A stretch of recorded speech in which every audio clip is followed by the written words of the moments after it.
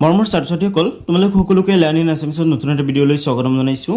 আজিৰ এই ভিডিঅ'টোত আমি আলোচনা কৰিম দশম শ্ৰেণীৰ ভূগোলৰ যিটো ২ নম্বৰ অধ্যায় আছে পৰিৱেশ আৰু পৰিৱেশৰ সমস্যা, এই অধ্যায়টিৰ প্ৰশ্ন উত্তৰকেইটা তোমালোকৰ কাৰণে প্ৰশ্ন উত্তৰকেইটা মাৰ্ক অনুযায়ী একেবাৰে শ্বৰ্টকৈ লিখি আনিছোঁ, অৰ্থাৎ একেবাৰে চমুকৈ লিখি আনিছোঁ যাতে তোমালোকৰ কোনো ধৰণৰ অসুবিধা নহয়। ঠিক আছে, যাতে তোমালোকে যাতে ইজিলি প্ৰশ্ন উত্তৰবিলাক মুখস্থ কৰি পেলাব পাৰা।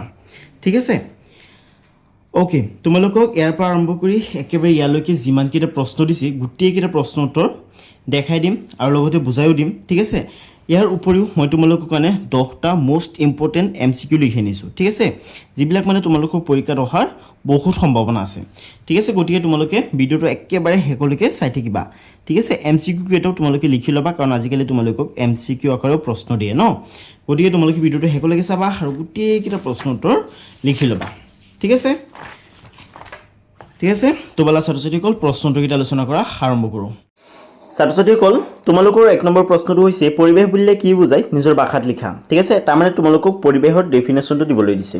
তোমালোকে উত্তৰটো দিও লিখিবা, আমাৰ চাৰিওফালে থকা সকলো জৈৱ আৰু অজৈৱ উপাদানৰ সমষ্টিয়ে হৈছে পৰিৱেশ। চমুকৈ ক'বলৈ গ'লে আমি যি প্ৰাকৃতিক পৰিৱেশৰ মাজত জীয়াই আছোঁ সেয়াই আমাৰ পৰিৱেশ। ঠিক আছে, এইদৰে লিখি ল'বা। তোমালোকৰ কাৰণে প্ৰতিটো প্ৰশ্ন উত্তৰ মাৰ্ক অনুযায়ী মই একেবাৰে শ্বৰ্টকৈ লিখি আনিছোঁ। ঠিক আছে, যাতে তোমালোকে সহজতে বুজি পোৱা আৰু যাতে সহজতে তোমালোকে মনত ৰখাব পাৰা, যাতে তোমালোকে সহজতে মুখস্থ কৰি পেলাব পাৰা। ঠিক আছে, আৰু যাতে পৰীক্ষাত কম সময়ৰ ভিতৰত তোমালোকে প্ৰশ্নবিলাকৰ উত্তৰ যাতে লিখিব পাৰা আৰু যাতে তোমালোকে ভাল মাৰ্ক এটা স্ক'ৰ কৰিব পাৰা। ঠিক আছে, গতিকে উত্তৰকেইটা তোমালোকে ধুনীয়াকৈ লিখি ল'বা আৰু তোমালোকৰ কাৰণে কিছুমান MCQ লিখি আনিছোঁ হা। MCQ কেইটাও কিন্তু তোমালোকে লিখি ল'বা। ঠিক আছে, কাৰণ এইকেইটা গোটেই চেপ্টাৰটোৰ পৰা একেবাৰে বাছি মোষ্ট ইম্পৰ্টেণ্ট যিকেইটা MCQ আছে সেইকেইটা ইয়াত হেৰি কৰা হৈছে। ঠিক আছে, ইনক্লুড কৰা হৈছে। গতিকে তোমালোকে MCQ কেইটাও লিখি ল'বা, কমন পৰিব পৰীক্ষাত। ঠিক আছে, তো চোৱা তোমালোকৰ 2 নম্বৰ প্ৰশ্নটো হৈছে যে পৰিৱেশৰ কেইটামান জৈৱ আৰু অজৈৱ উপাদানৰ কথা উল্লেখ কৰা। জৈৱ উপাদান মানে কি? যিবিলাকৰ জীৱ আছে। ঠিক আছে, যিবিলাক জীৱিত, যেনেকৈ নেকি উদ্ভিদ, প্ৰাণী, অণুজীৱ, মানুহ, এইবিলাক কি জীৱিত হয়নে? এইবিলাকৰ জীৱ আছে।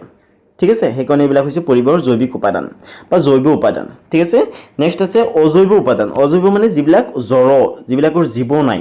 ঠিক আছে, লিখিবা মাটি, পানী, বায়ু, সূৰ্যৰ পোহৰ, খনিজ পদাৰ্থ, ঠিক আছে, সূৰ্যৰ উষ্ণতা আদি। তোমালোকে ইয়াত সূৰ্যৰ শব্দটো লগাই দিবা। ঠিক আছে, তেনেহ'লে উত্তৰটো আৰু বেটাৰ হ'ব। তো ষ্টুডেণ্টছ বলা 3 নম্বৰ প্ৰশ্নটোত কি দিছে চাওঁ। 3 নম্বৰ প্ৰশ্নটো তোমালোকক দিছে স্থলমণ্ডল বুলিলে কি বুজায় লিখা। তাৰমানে তোমালোকক স্থলমণ্ডলৰ ডেফিনেশ্যনটো দিবলৈ দিছে। ঠিক আছে, একেবাৰে শ্বৰ্টকৈ লিখিছোঁ, ইয়াতকৈ শ্বৰ্ট কৰিবলৈ নাযাবা। ইয়াতকৈ যদি শ্বৰ্ট কৰি পেলোৱা তেনেহ'লে তোমালোকে ফুল মাৰ্কছ কিন্তু নাপাবা। ঠিক আছে, তো তোমালোকে এইদৰে লিখিবা যে শিল, বালি, মাটি, খনিজ পদাৰ্থ আদিৰে গঠিত পৃথিৱীৰ উপৰিভাগৰ কঠিন স্থলভাগকে স্থলমণ্ডল বুলি কোৱা হয়। ঠিক আছে, এইদৰে লিখিব ল'বা তোমালোকে। তাৰপিছত তোমালোকক দিছে 4 তোমালোকক দিছে যে জলমণ্ডলৰ ভিতৰত কি পৰে লিখা। ঠিক আছে, জলমণ্ডলৰ ভিতৰত কি পৰে তোমালোকক লিখিবলৈ দিছে। এইদৰে লিখিবা, পৃথিৱীৰ পৃষ্ঠত থকা সকলো জলভাগক একেলগে জলমণ্ডল বোলা হয়। ইয়াৰ ভিতৰত সাগৰ, মহাসাগৰ, নদ নদী, হ্ৰদ, বিল, জলাশয়, ভূগৰ্ভৰ পানী আৰু হিমবাহ আদি পৰে। ঠিক আছে, এইদৰে লিখিবা তোমালোকে। তাৰপিছত চোৱা 5 নম্বৰ প্ৰশ্নটোত তোমালোকক দিছেই যে বায়ুমণ্ডল কিহেৰে গঠিত লিখা। ঠিক আছে, তো তোমালোকে ইয়াৰ উত্তৰ লিখিবা যে পৃথিৱীৰ চাৰিওফালে আগুৰি থকা গেছীয় তৰপটোক বায়ুমণ্ডল বোলা হয়। ই প্ৰধানকৈ নাইট্ৰজেন, অক্সিজেন, আৰ্গন, কাৰ্বন ডাই অক্সাইড আদি বিভিন্ন গেছ, জলীয় বাষ্প আৰু ধূলিকণাৰে গঠিত। ঠিক আছে, অৰ্থাৎ বায়ুমণ্ডলত আছে বিভিন্ন ধৰণৰ গেছ, বায়ুমণ্ডলত আছে ধূলিকণা, বায়ুমণ্ডলত আছে কি জলীয় বাষ্প। ঠিক আছে, এইবিলাকেৰে বায়ুমণ্ডল গঠিত হ'ব। এইটো ধুনীয়াকৈ লিখি ল'বা তোমালোকে। ঠিক আছে, আৰু তোমালোকৰ নেক্সট কোনটো চেপ্টাৰৰ ভিডিঅ' লাগে মোক কমেণ্ট কৰিবা। এনেকৈ তোমালোকৰ কাৰণে একেবাৰে শ্বৰ্টকৈ প্ৰশ্নটোবিলাক মই লিখি আনি এটা তোমালোকৰ কাৰণে ভিডিঅ' বনাম। ঠিক আছে, তোমালোকে মোক কমেণ্ট কৰিবা যে কোনটো চেপ্টাৰৰ ভিডিঅ' লাগে। 6 নম্বৰ প্ৰশ্নটোত চোৱা। 6 নম্বৰ প্ৰশ্নটোত তোমালোকক দিছে জীৱমণ্ডলৰ বিস্তৃতি সম্বন্ধে লিখা। ঠিক আছে, তোমালোকক জীৱমণ্ডলৰ বিস্তৃতি সম্বন্ধে লিখিবলৈ দিছে। এইটো লিখিবা, পৃথিৱীৰ বায়ু, জল আৰু স্থলৰ যি অংশত জীৱৰ অস্তিত্ব পোৱা যায় সেয়াই জীৱমণ্ডল। ই সাগৰৰ গভীৰ তলৰ পৰা বায়ুমণ্ডলৰ প্ৰায় 10 কিলোমিটাৰ উচ্চতালৈ বিস্তৃত। চমুকৈ ক'বলৈ গ'লে জীৱৰ বসবাসৰ অনুকূল পৰিৱেশ থকা থলখিনিয়ে হ'ল জীৱমণ্ডল। ঠিক আছে, এইদৰে ধুনীয়াকৈ লিখিবা। তোমালোকৰ কাৰণে উত্তৰকেইটা একেবাৰে শ্বৰ্টকৈ লিখা হৈছে। ঠিক আছে, গতিকে লিখি লোৱা। এতিয়া হাতত চোৱা। হাতত তোমালোকক দিছে পৃথিৱীৰ পৰিৱেশৰ প্ৰধান মণ্ডল 4টাৰ মাজৰ সম্বন্ধৰ বিষয়ে চমুকৈ লিখা। হ'ব, তো তোমালোকে ইয়াৰ উত্তৰ লিখিবা যে পৃথিৱীৰ 4টা মণ্ডল স্থলমণ্ডল, জলমণ্ডল, বায়ুমণ্ডল আৰু জীৱমণ্ডল পৰস্পৰৰ সৈতে ওতপ্ৰোতভাৱে জড়িত। মাটি, পানী আৰু বায়ুৰ অবিৰত আদান প্ৰদানৰ জৰিয়তেই জীৱমণ্ডলত জীৱৰ অস্তিত্ব বৰ্তি থাকে। এই মণ্ডলকেইটাৰ মাজৰ নিৰ্ভৰশীলতাই পৃথিৱীৰ প্ৰাকৃতিক ভাৰসাম্য ৰক্ষা কৰে। ঠিক আছে, তোমালোকে এইদৰে উত্তৰটো লিখি ল'বা। পাৰিবানে? পাৰিবা, কাৰণ একেবাৰে সহজ হয় তোমালোকৰ কাৰণে। যিমান শ্বৰ্ট সম্ভৱ, ঠিক আছে, সিমান শ্বৰ্টকৈ লিখা হৈছে। অ'কে, গতিকে লিখি লোৱা। এতিয়া 8ত চোৱা, 8ত তোমালোকক দিছে পৰিৱেশৰ পৰিৱৰ্তনৰ প্ৰধান কাৰকবোৰ উল্লেখ কৰা। তোমালোকে ইয়াৰ উত্তৰত লিখিবা পৰিৱেশৰ পৰিৱৰ্তনৰ প্ৰধান কাৰকবোৰ হ'ল, কাৰককেইটা লিখিবা প্ৰাকৃতিক কাৰক। প্ৰাকৃতিক কাৰকবিলাকৰ ভিতৰত পৰে ভূমিকম্প, অগ্নিগিৰি উদগীৰণ, বানপানী, খৰাং বতৰ আদি। ঠিক আছে, এইবিলাক হৈছে প্ৰাকৃতিক কাৰক। নেক্সট আছে মানৱ সৃষ্ট কাৰক। এইটো লিখিবা যে জনসংখ্যা বৃদ্ধি, উদ্যোগীকৰণ, নগৰীকৰণ, বন ধ্বংস, কৃষিভূমিৰ সম্প্ৰসাৰণ, যাতায়াত ব্যৱস্থাৰ বিকাশ আৰু প্ৰযুক্তিৰ ব্যৱহাৰ। ঠিক আছে, এইদৰে তোমালোকে উত্তৰটো লিখিবা। ঠিক আছে, মই ভালকৈ দেখাই দিছোঁ। ঠিক আছে, বেছি দীঘল নহয়। ঠিক আছে, এইটো কমেও 4 মাৰ্কৰ এটা প্ৰশ্ন হয়। ঠিক আছে, গতিকে উত্তৰটোতো অলপ দীঘল হ'বই, হ'লেও যিমান শ্বৰ্টকৈ সম্ভৱ সিমান শ্বৰ্ট কৰি লিখিছোঁ। ইয়াতকৈ শ্বৰ্ট কৰিবলৈ নাযাবা। ইয়াতকৈ যদি শ্বৰ্ট কৰি পেলোৱা তেনেহ'লে তোমালোকে পৰীক্ষাত মাৰ্কছ নাপাবা, ফুল মাৰ্কছ নাপাবা। ঠিক আছে, যিহেতু তোমালোক মেট্ৰিক পৰীক্ষাৰ কাৰণে প্ৰিপেয়াৰ হৈ আছা, গতিকে তোমালোকে অলপ কষ্ট কৰিবই লাগিব, অলপ হাৰ্ড ৱৰ্ক কৰিব লাগিব, অলপ স্মাৰ্ট ৱৰ্ক কৰিব লাগিব। অৰ্থাৎ তোমালোকে বুজি পোৱাকৈ পঢ়িব লাগিব আৰু বেছিকৈ পঢ়িব লাগিব, হয়নে? তো তোমালোকে তেনেকৈ পঢ়িবা। তো এতিয়া 9 নম্বৰত চোৱা, ইয়াত তোমালোকক দিছে পৰিৱেশৰ সমস্যা মানে কি ব্যাখ্যা কৰা। পৰিৱেশৰ সমস্যা মানে কি তোমালোকক ব্যাখ্যা কৰিবলৈ দিছে। এইটো লিখিবা যে পৰিৱেশৰ উপাদানসমূহৰ স্বাভাৱিক ভাৰসাম্য বিনষ্ট হৈ জীৱজগতৰ ক্ষতিসাধন হোৱা অৱস্থাকে পৰিৱেশৰ সমস্যা বোলে। মানুহৰ বিভিন্ন কাৰ্যকলাপৰ ফলত যেতিয়া পৰিৱেশৰ গুণাগুণ কমি যায় আৰু ই জীৱকুলৰ বাবে ভাবুকিৰ সৃষ্টি কৰে, তেতিয়াই পাৰিৱেশিক সমস্যাৰ উদ্ভৱ হয়। ঠিক আছে, এইদৰে লিখিবা তোমালোকে, এইদৰে। ঠিক আছে, অ'কে। আৰু মাজত তোমালোকে গেপ নথবা কিন্তু, হা, এই যে গেপ আছে মাজত তোমালোকে গেপ নথবা, হ'ব? ঠিক আছে, এতিয়া 10ত চোৱা, 10ত তোমালোকক দিছে যে ভৌগোলিক দিশৰ পৰা পৰিৱেশৰ সমস্যা কি ভাগত ভগাব পাৰি লিখা। ঠিক আছে, ভৌগোলিক দিশৰ পৰা পৰিৱেশৰ সমস্যাক আমি কি ভাগত ভগাব পাৰি তোমালোকক লিখিবলৈ দিছে। লিখিবা ভৌগোলিক দিশৰ পৰা পৰিৱেশৰ সমস্যাসমূহক 3টা ভাগত ভগাব পাৰি। ঠিক আছে, ভাগ 3টা হৈছে স্থানীয় সমস্যা। স্থানীয় সমস্যা দি তোমালোকে লিখিবা যিবোৰ সমস্যা এটা সৰু এলেকাত সীমাবদ্ধ থাকে, যেনে কোনো এখন বিল তৰাং হোৱা। ঠিক আছে, নেক্সট আছে আঞ্চলিক সমস্যা। যিবোৰ সমস্যা এটা বৃহৎ ভৌগোলিক অঞ্চল যদি বিয়পি থাকে, যেনে ব্ৰহ্মপুত্ৰ উপত্যকাৰ বানপানীৰ সমস্যা। ঠিক আছে, তাৰপিছত আছে গোলকীয় সমস্যা। লিখিবা যিবোৰ সমস্যাই সমগ্ৰ পৃথিৱীকে সামৰি লয়, যেনে গোলকীয় উত্তাপ বৃদ্ধি। হ'ব, তাৰপিছত আছে পৰিৱেশৰ স্থানীয় সমস্যা কি, উদাহৰণ দি লিখা। পৰিৱেশৰ স্থানীয় সমস্যা কি সেইটো তোমালোকক লিখিবলৈ দিছে উদাহৰণৰ সৈতে। ঠিক আছে, তো তোমালোকে লিখিবা যিবোৰ পাৰিৱেশিক সমস্যাৰ প্ৰাকৃতিক সমস্যা একেই হয়। যিবোৰ পাৰিৱেশিক সমস্যাৰ উৎপত্তি আৰু প্ৰভাৱ এটা নিৰ্দিষ্ট ভৌগোলিক অঞ্চল বা সৰু এলেকাত সীমাবদ্ধ থাকে, তাকে স্থানীয় সমস্যা বোলে। এনে সমস্যাই গোলকীয় পৰ্যায়ত বিশেষ প্ৰভাৱ নেপেলায়। উদাহৰণ দিব লাগিব নহয়, উদাহৰণ দিবলৈ দিছে তোমালোকক। চোৱা, উদাহৰণ দি লিখা বুলি কৈছে, গতিকে উদাহৰণ তোমালোকে দিব লাগিব। এইটো দিবা, উদাহৰণ দি লিখিবা যে কোনো এটা নিৰ্দিষ্ট অঞ্চলৰ গৰাখহনীয়া। ঠিক আছে, তাৰপিছত তোমালোকে লিখিবা এখন বিশেষ চহৰ বা গাঁৱৰ পানী যোগানৰ সমস্যা। ঠিক আছে, তাৰপিছত তোমালোকে লিখিবা কোনো এটা বিশেষ উদ্যোগৰ পৰা ওলোৱা আৱৰ্জনাৰ ফলত হোৱা ভূমি প্ৰদূষণ। ঠিক আছে, এইদৰে তোমালোকে ধুনীয়াকৈ সূত্ৰটো লিখি পেলাবা। ঠিক আছে, মই আকৌ এবাৰ দেখাই দিছোঁ তোমালোকক। ঠিক আছে, এইটো লিখিবা। ইয়াতকৈ সৰু কৰিবলৈ নাযাবা, ইয়াতকৈ সৰু কৰি যদি পেলোৱা তেনেহ'লে তোমালোকে ফুল মাৰ্কছ নাপাবা। ঠিক আছে, এতিয়া 12ত চোৱা, 12ত তোমালোকক দিছে পৰিৱেশৰ আঞ্চলিক সমস্যাৰ 2টা উদাহৰণ দিয়া। তো পৰিৱেশৰ 2টা আঞ্চলিক সমস্যাৰ উদাহৰণ দিবলৈ দিছে। লিখিবা পৰিৱেশৰ আঞ্চলিক সমস্যাৰ 2টা উদাহৰণ হ'ল, প্ৰশ্নটো কিন্তু ইম্পৰ্টেণ্ট হয়, হা, পৰীক্ষাত আহিব পাৰে, গতিকে মুখস্থ কৰি পেলাবা। পৰিৱেশৰ আঞ্চলিক সমস্যাৰ 2টা উদাহৰণ হ'ল অসমৰ ব্ৰহ্মপুত্ৰ আৰু বৰাক উপত্যকাৰ বানপানী আৰু গৰাখহনীয়াৰ সমস্যা। তাৰপিছৰ সমস্যাটো তোমালোকে লিখিবা যে কোনো এক বৃহৎ ঔদ্যোগিক অঞ্চলৰ বায়ু বা পানী প্ৰদূষণৰ সমস্যা। ঠিক আছে, এইটো ধুনীয়াকৈ লিখিবা তোমালোকে। এতিয়া 13ত চোৱা, 13ত তোমালোকক দিছে কোনবোৰ সমস্যাক গোলকীয় পৰিৱেশ সমস্যা বুলি কোৱা হয় লিখা।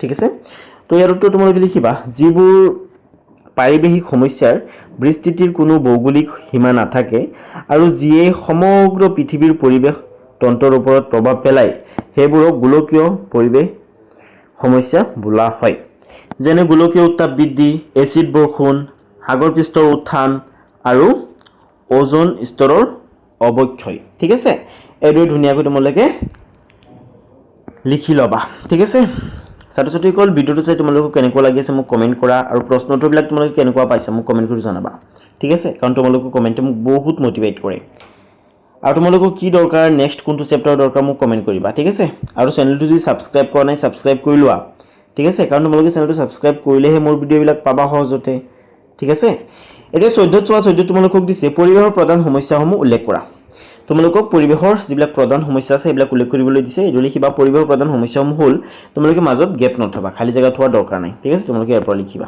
লিখা ষ্টাৰ্ট কৰিবা লিখিবা প্ৰদূষণ লিখিবা বায়ু পানী আৰু মাটি ঠিক আছে এইবিলাকৰ প্ৰদূষণ গোলকীয় উত্তাপ বৃদ্ধি বন ধ্বংস মৰুকৰণ জৈৱ বৈচিত্ৰ্য হ্ৰাস ঠিক আছে সাগৰ পৃষ্ঠৰ উত্থান ঠিক আছে তাৰ পিছত আছে 15 তোমালোকক দিছে প্ৰদূষণৰ অৰ্থ লিখা ঠিক আছে প্ৰদূষণৰ অৰ্থ লিখিবলৈ দিছে ইম্পৰ্টেন্ট প্ৰশ্ন হয় ঠিক আছে পৰীক্ষাত আহিব পাৰে উত্তৰ লিখিবা তোমালোকে পৰিৱেশত অনিষ্টকাৰী পদাৰ্থ মিহলি হৈ ইয়াৰ স্বাভাৱিক গুণাগুণ নষ্ট হোৱা আৰু জীৱ জগতৰ বাবে ক্ষতিকাৰক হৈ পৰা প্ৰক্ৰিয়াটোকেই প্ৰদূষণ বোলে ঠিক আছে এইটো তোমালোকে উত্তৰ লিখিবা এতিয়া 16 তোমালোকক দিছে যে পানী প্ৰদূষণ কি আৰু কেনেকৈ হয় লিখা ঠিক আছে তাৰমানে তোমালোকক প্ৰথমে পানী প্ৰদূষণৰ ডেফিনেশ্যন দিবলৈ দিছে তাৰ পিছত কেনেকৈ পানী প্ৰদূষিত হয় হেতু লিখিবলৈ দিছে ঠিক আছে তোমালোকক মানে উত্তৰটো একেবাৰে শৰ্টকৈ লিখিছো চোৱা পানীৰ লগত ক্ষতিকাৰক পদাৰ্থ মিহলি হৈ ই ব্যৱহাৰৰ অনুপযোগী হোৱাই হৈছে পানী প্ৰদূষণ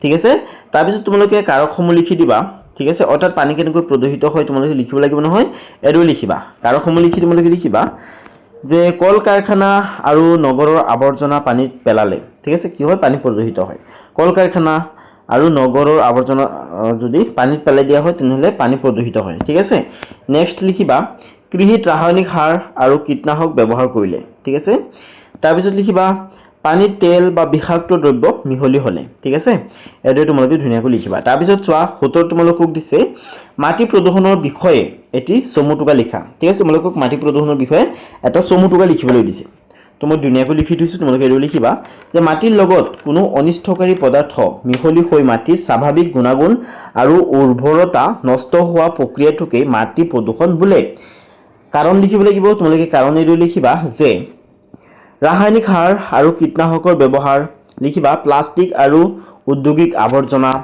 তাৰ পিছত তোমালোকে লিখিবা ফলাফল ই খেতিৰ ক্ষতি কৰে আৰু স্বাস্থ্যৰ ওপৰত বিৰূপ প্ৰভাৱ পেলায় ঠিক আছে মাটি প্ৰদূষণে কি কৰে খেতিৰ ক্ষতি কৰে আৰু স্বাস্থ্যৰ ওপৰতো বিৰূপ প্ৰভাৱ পেলায় ঠিক আছে এতিয়া 18 তোমালোকক দিছে বায়ু কেনেকৈ প্ৰদূষিত হয় লিখা উত্তৰ তোমালোকে লিখিবা প্ৰাকৃতিক বা মানৱসৃষ্ট কাৰণত বায়ুমণ্ডলত ক্ষতিকাৰক গেছ আৰু ধূলিকণা মিহলি হৈ বায়ুৰ স্বাভাৱিক গুণ নষ্ট হোৱাকে বায়ু প্ৰদূষণ বোলে ঠিক আছে তাৰ পিছত তোমালোকে বায়ু প্ৰদূষণৰ কাৰণ কেইটা লিখিবা প্ৰাকৃতিক কাৰণ লিখিবা অগ্নিয়গিৰি উদ্গীৰণ আৰু বনজুইৰ পৰা ওলোৱা ধোঁৱা ঠিক আছে তাৰ পিছত তোমালোকে লিখিবা মানৱসৃষ্ট কল কাৰখানা আৰু যান বাহনৰ পৰা নিৰ্গত ধোঁৱা বিষাক্ত গেছ কয়লা পেট্ৰলিয়ামৰ দহন আদি ঠিক আছে হেডৰ ধুনীয়াকৈ লিখিবা তাৰ পিছত 19 তোমালোকক দিছে মৰুভূমি কাক বোলে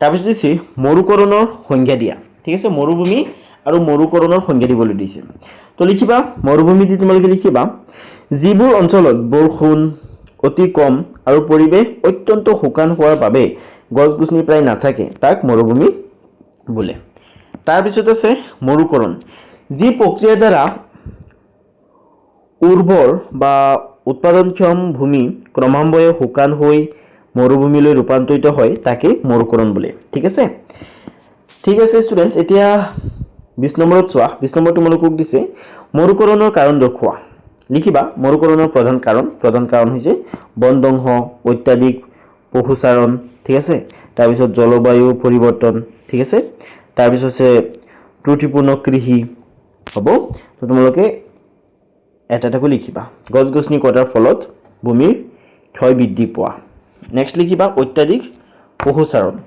মাটিৰ ঘাঁহ বন শুকাই খাই পেলোৱাৰ ফলত মাটিৰ সুৰক্ষা কমি যোৱা তাৰপিছত তোমালোকে লিখিবা 3 দি যে জলবায়ু পৰিৱৰ্তন দীৰ্ঘদিনীয়া খৰাং পৰিস্থিতি আৰু বৰষুণৰ অভাৱ ত্ৰুটিপূৰ্ণ কৃষি ৰাসায়নিক সাৰৰ বেছি ব্যৱহাৰ আৰু ভুল পদ্ধতিৰে খেতি কৰা ঠিক আছে এতিয়া 21ত চোৱা তোমালোকক 21ত দিছে যে মৰুকৰণ সমস্যাৰ সমাধান সম্ভৱ নে ইয়াৰ উত্তৰ তোমালোকে লিখিবা হয় মৰুকৰণ সমস্যাৰ সমাধান সম্ভৱ ইয়াৰ বাবে প্ৰয়োজনীয় পদক্ষেপবোৰ ইয়াত দি দিয়া হৈছে তোমালোকে এটো লিখি লবা এটা এটা কৈ ঠিক আছে বনানীকৰণ ব্যাপক হাৰত গছপুলি ৰোপণ কৰা নেক্সট লিখিবা পশুচাৰণ নিয়ন্ত্ৰণ নিৰ্দিষ্ট পৰিসীমাৰ ভিতৰত পশু চৰোৱা ঠিক আছে নেক্সট আছে সঠিক কৃষি পদ্ধতি বৈজ্ঞানিক আৰু বহনক্ষম পদ্ধতিৰে খেতি কৰা নেক্সট আছে জল সংৰক্ষণ জলসিঞ্চনৰ সঠিক ব্যৱহাৰ আৰু পানী সংৰক্ষণ কৰা নেক্সট আছে জনসজাগতা এই সমস্যাৰ বিৰুদ্ধে ৰাইজক সজাগ কৰা ঠিক আছে এটো তোমালোকে লিখিবা এতিয়া 22ত চোৱা 22ত তোমালোকক দিছে গোলকীয় উত্তাপ বৃদ্ধি কি ইয়াৰ কাৰকবোৰ উল্লেখ কৰা ঠিক আছে গোলকীয় উত্তাপ বৃদ্ধি কি আৰু গোলকীয় উত্তাপৰ কাৰকবোৰ তোমালোকক উল্লেখ কৰিবলৈ দিছে এটো লিখিবা বায়ুমণ্ডলত কাৰ্বন ডাই অক্সাইডৰ দৰে সেউজ গৃহ গেছৰ বৃদ্ধিৰ ফলত পৃথিৱীৰ উষ্ণতা বাঢ়ি যোৱাই হৈছে গোলকীয় উত্তাপ বৃদ্ধি ঠিক আছে তাৰপিছত ইয়াৰ কাৰকসমূহ লিখিব লাগিব ন তোমালোকে লিখিবা ইন্ধনৰ দহন যান-বাহন আৰু কল কাৰখানাৰ ধোঁৱা ঠিক আছে লিখিবা বন ধ্বংস গছ কটাৰ ফলত কাৰ্বন ডাই অক্সাইড বৃদ্ধি তাৰপিছত লিখিবা মিথেন গেছ কৃষি কাৰ্য আৰু পশুপালনৰ পৰা নিৰ্গত ঠিক আছে তাৰপিছত লিখিবা CFC গেছ ফ্ৰিজ আৰু এয়াৰ কণ্ডিচনাৰৰ ব্যৱহাৰ ঠিক আছে এইবিলাকৰ পৰা CFC গেছ ৰিলিজ হয় ঠিক আছে ওকে ষ্টুডেন্টস এতিয়া 23ত চোৱা 23ত তোমালোকক দিছে গোলকীয় উত্তাপ বৃদ্ধিয়ে কি ধৰণৰ সমস্যাৰ সৃষ্টি কৰিব পাৰে লিখা তো হেটো তোমালোকে লিখিবা গোলকীয় উত্তাপ বৃদ্ধিৰ প্ৰভাৱসমূহ বৰফ গলা মেৰু অঞ্চলৰ বৰফ গলি সাগৰৰ পানীৰ স্তৰ বৃদ্ধি পাব ঠিক আছে তাৰপিছত তোমালোকে লিখিবা বানপানী আৰু খৰাং জলবায়ুৰ পৰিৱৰ্তন হৈ প্ৰাকৃতিক দুৰ্যোগ বাঢ়িব তাৰপিছত তোমালোকে লিখিবা যে প্ৰাণী উদ্ভিদৰ বিলুপ্তি বাসস্থান ধ্বংস হোৱাৰ বাবে জৈৱ বৈচিত্ৰ্য হ্ৰাস পাব ঠিক আছে তাৰপিছত স্বাস্থ্য হানি অত্যাধিক গৰম আৰু নতুন ৰোগৰ প্ৰাদুৰ্ভাৱ হ'ব ঠিক আছে তাৰপিছত আছে কৃষিৰ ক্ষতি শস্য উৎপাদন কমি খাদ্য সংকটৰ সৃষ্টি হ'ব এতিয়া 24ত চোৱা 24ত তোমালোকক দিছে গোলকীয় উত্তাপ বৃদ্ধি ৰোধ কৰাৰ উপায় কি তোমালোকে উত্তৰত লিখিবা যে গোলকীয় উত্তাপ বৃদ্ধি ৰোধ কৰিবলৈ আমি অধিক পৰিমাণে বৃক্ষৰোপণ কৰাৰ লগতে বনাঞ্চল ধ্বংস ৰোধ কৰা উচিত ইয়াৰ উপৰি কয়লা বা পেট্ৰলৰ দৰে জীৱাশ্ম ইন্ধনৰ ব্যৱহাৰ কমাই সৌৰ শক্তিৰ দৰে বিকল্প শক্তিৰ ব্যৱহাৰ বৃদ্ধি কৰা ব্যক্তিগত বাহনৰ পৰিৱৰ্তে ৰাজহুৱা পৰিবহণ ব্যৱহাৰ কৰা আৰু শক্তিৰ অপচয় ৰোধ কৰি পৰিৱেশ সজাগতা গঢ়ি তোলাটো অত্যন্ত প্ৰয়োজনীয় ঠিক আছে এদেৰ উত্তৰটো তোমালোকে ধুনীয়াকৈ লিখি লবা ওকে এতিয়া 25ত চোৱা 25ত তোমালোকক দিছে তোমাৰ নিজৰ ঠাইখনত পৰিৱেশৰ কিবা সমস্যা আছে নে যদি আছে তাৰ কাৰণ ব্যাখ্যা কৰা আৰু সমাধানৰ উপায় চিন্তা কৰি লিখা এইটো প্ৰশ্ন পৰীক্ষাৰ কাৰণে ইম্পৰ্টেন্ট নহয় বেছি ইম্পৰ্টেন্ট নহয় ঠিক আছে কেতিয়াবা আহিব পাৰে কিন্তু বেছি ইম্পৰ্টেন্ট নহয় ঠিক আছে তথাপি মই তোমালোকক উত্তৰটো লিখি দিছো তোমালোকে এইটো ষ্টাইলত উত্তৰটো লিখিবা বাকি তোমালোকৰ কাৰণে সকলোৰে কাৰণে এইটো উত্তৰ ডিফাৰেন্ট হ'ব ঠিক আছে কাৰণ কোনোবা চহৰত আছে কোনোবা গাঁৱত আছে সকলোৰে গাঁও বেলেগ বেলেগ সকলোৰে চহৰ বেলেগ বেলেগ হয়নে গতিকে উত্তৰটো সবৰ কাৰণে বেলেগ হ'ব গতিকে তোমালোকে এইটো ষ্টাইলত লিখিবলৈ চেষ্টা কৰিবা আৰু যে বৰ্তমান মোৰ ঠাইখনৰ এটা প্ৰধান সমস্যা হৈছে জাবৰ জোথৰ আৰু প্লাষ্টিকৰ প্ৰদূষণ যাৰ ফলত নলা নৰ্দমা বন্ধ হৈ কৃত্ৰিম বানপানী সৃষ্টি হয় ইয়াৰ মূল কাৰণ হ'ল য'ত ত'ত প্লাষ্টিক পেলোৱা আৰু সচেতনতাৰ অভাৱ ইয়াৰ সমাধানৰ বাবে আমি প্লাষ্টিকৰ ব্যৱহাৰ বন্ধ কৰা আৱৰ্জনাবোৰ নিৰ্দিষ্ট ডাষ্টবিনত পেলোৱা আৰু খালী ঠাইত অধিক গছ ৰোপণ কৰা উচিত আমি সকলোৱে সচেতন হ'লেহে আমাৰ পৰিৱেশটো বাসযোগী হৈ থাকিব ঠিক আছে এটো লিখিবা এতিয়া আমি আলোচনা কৰিম MCQ কেইটা ঠিক আছে মোস্ট ইম্পৰ্টেন্ট MCQ হয় এইকেইটা ঠিক আছে পৰীক্ষাত অহাৰ বহুত সম্ভাৱনা আছে কমন পৰিব পাৰে ঠিক আছে গতিকে তোমালোকে পৰীক্ষাৰ কাৰণে এবিলাক লিখি লোৱা চোৱা পৰিৱেশৰ অজৈব উপাদানৰ ভিতৰত কোনটো নপৰে অজৈব উপাদান মানে কি যিবিলাক জীৱ নহয় যিবিলাকৰ জীৱ নাই যিবিলাক জড় পদাৰ্থ চোৱা মাটি পানী অনুজীৱ বায়ু ঠিক আছে তো ইয়াত কি হ'ব অনুজীৱ হ'ব ঠিক আছে কাৰণ অনুজীৱটো অজৈব নহয় কাৰণ ইয়াৰ জীৱ আছে ই জীৱ হয় অনুজীৱবিলাক জীৱ হয় ঠিক আছে গতিকে এইটো তোমালোকে লিখি ল'বা তাৰপিছত আছে 2 নম্বৰ তোমালোকক দিছে তলৰ কোনটো পৰিৱেশৰ গোলকীয় সমস্যা ঠিক আছে ইয়াত চাৰিটা সমস্যা দিয়া হৈছে এই সমস্যা কেইটা কোনটো গোলকীয় সমস্যা কোনো এটা অঞ্চলৰ গৰাখহনীয়া গোলকীয় উত্তাপ বৃদ্ধি এখন গাঁৱৰ খোৱা পানীৰ নাটনি এটা সৰু উদ্যোগৰ পৰা হোৱা প্ৰদূষণ ঠিক আছে এই গোটেইকেইটা সমস্যা কিন্তু গোলকীয় সমস্যা এইটো ঠিক আছে লিখিবা গোলকীয় উত্তাপ বৃদ্ধি উত্তৰ দি ঠিক আছে খটো শুদ্ধ হয় মানে এতিয়া তিনিত চোৱা তিনি তোমালোকক দিছে বায়ুমণ্ডলত সৰ্বাধিক পৰিমাণে থকা গেছবিধ হ'ল তো ইয়াত চাৰিটা গেছৰ নাম দিছে তোমালোকে নিশ্চয় জানা যে বায়ুমণ্ডলত কোনটো গেছ সৰ্বাধিক পৰিমাণে আছে ঠিক আছে কোৱাচোন মোক কমেণ্ট কৰি কোৱা মই পিছত উত্তৰটো তোমালোকক দেখুৱাম আগতে তোমালোকে মোক কমেণ্ট কৰা ঠিক আছে কমেণ্ট কৰাচোন কোনে কোনে জানা আৰু সেই গেছটোক আমি কি সিম্বলেৰে লিখো তোমালোকেতো সায়েন্স পঢ়ি আছা ন মই সায়েন্সৰ ভিডিও এতিয়ালৈকে বনোৱা নাই ক্লাছ 10 হলেও বনাম ঠিক আছে চিন্তা নকৰিবা আৰু এমাৰ্জেন্সি লাগিলে তোমালোকে মোক কমেণ্ট কৰিবা ঠিক আছে হ'ব তো আশা কৰোঁ তোমালোকে কমেণ্ট কৰিছা মই কমেণ্ট চেক কৰিম ঠিক আছে আৰু উত্তৰটো যদি শুদ্ধ হয় তেনেহ'লে মই ৰিপ্লাই দিম ঠিক আছে সো অক্সিজেন কাৰ্বন ডাই অক্সাইড হাইড্ৰোজেন নাইট্ৰোজেন তো শুদ্ধটো কোনটো নাইট্ৰোজেন ঠিক আছে কিমান শতাংশ আছে 78.08% ঠিক আছে নেক্সট আছে মৰুকৰণ ৰোধৰ বাবে 1977 চনত ৰাষ্ট্ৰসংঘৰ সন্মিলন ক'ত অনুষ্ঠিত হৈছিল ইয়াত ঠিক আছে ইয়াত আছে লণ্ডন নাইৰোবিত পেৰিছত নিউয়ৰ্কত ক'ত হৈছিল ইয়াত ঠিক আছে নাইৰোবিত চোৱা তলৰ কোনটো গ্ৰীণ হাউচ গেছ নহয় বুলি কৈছে ঠিক আছে মিথেন কাৰ্বন ডাই অক্সাইড নাইট্ৰাছ অক্সাইড আৰ্গন তো উত্তৰটো হ'ব আৰ্গন ঠিক আছে আৰ্গনটো গ্ৰীণ হাউচ গেছ নহয় এতিয়া 6 নম্বৰত চোৱা ইয়াত তোমালোকক দিছে যে ফিলিপাইনছৰ মাউণ্ট পিনাটুবত কিমান চনত অগ্নিগিৰিৰ উদ্গীৰণ হৈছিল ঠিক আছে তো তোমালোকে ইয়াৰ উত্তৰত লিখিবা এইটো কটো ঠিক আছে 1991 চনত ঠিক আছে এইটো লিখিবা তোমালোকে এতিয়া হাতত চোৱা হাতত তোমালোকক দিছে সাগৰ মহাসাগৰবোৰে ভূপৃষ্ঠৰ কিমান শতাংশ সাগৰী আছে তো তোমালোকে ইয়াৰ উত্তৰত লিখিবা 71% ঠিক আছে অৰ্থাৎ এইটো শুদ্ধ হয় খটো তাৰপিছত চোৱা আঠত তোমালোকক দিছে যে শিল্প বিপ্লৱৰ পিছৰ পৰা বায়ুমণ্ডলত কাৰ্বন ডাই অক্সাইডৰ পৰিমাণ কিমান বৃদ্ধি পালে ঠিক আছে চোৱা তোমালোকে 30% লিখিবা অৰ্থাৎ এইটো শুদ্ধ হয় ঠিক আছে বাকি ইয়াত চাইড অপচন দিছে 10% 50% 5% কিমান হ'ব 30%